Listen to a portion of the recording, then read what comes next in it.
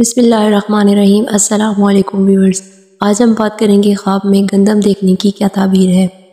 حضرت ابن سیرین رحمۃ اللہ علیہ نے فرمایا کہ خواب میں گندم مال حلال ہے جو لوگوں کو تکلیف سے ملتا ہے۔ اگر دیکھے کہ اس نے گندم کھائی ہے تو دلیل ہے کہ صالح اور دیانتدار ہوگا، اور اگر پکا کر کھائی ہے تو غمگین ہوگا، اور اگر خواب میں دیکھے کہ اس کا منہ جو ہے پیٹ تک خشک گندم سے بھرا ہوا ہے تو دلیل ہے کہ اس کی عمر ختم ہو گئی ہے۔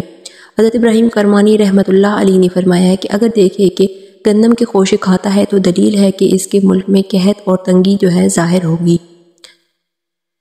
حضرت جعفر صادق رحمۃ اللہ علیہ فرماتے ہیں کہ خواب میں گندم دیکھنا 3 وجہ پر بھی دلالت کرتا ہے۔ نمبر 1، ولایت، یعنی کہ اپنے عہدے سے معزول ہونا، یعنی کہ عہدہ سے اس کے جس عہدے پر ہے اس کو برطرف کر دیا جائے گا۔ اور نمبر 2 جو ہے نفرت ہوگی اس کو کسی سے، اور نمبر 3 ہے مسافری۔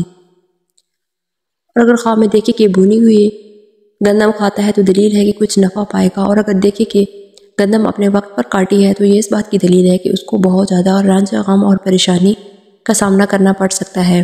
خواب میں گندم فروش ایسا شخص ہے کہ دین کے عوض دنیا کو اختیار کرنا، یعنی کہ دین کے بدلے دنیا کا سودا کرنے کے برابر ہے، یعنی کہ وہ دین پر خالص نہیں ہے۔ تو یہ تھی خواب میں گندم دیکھنے کی تعبیر۔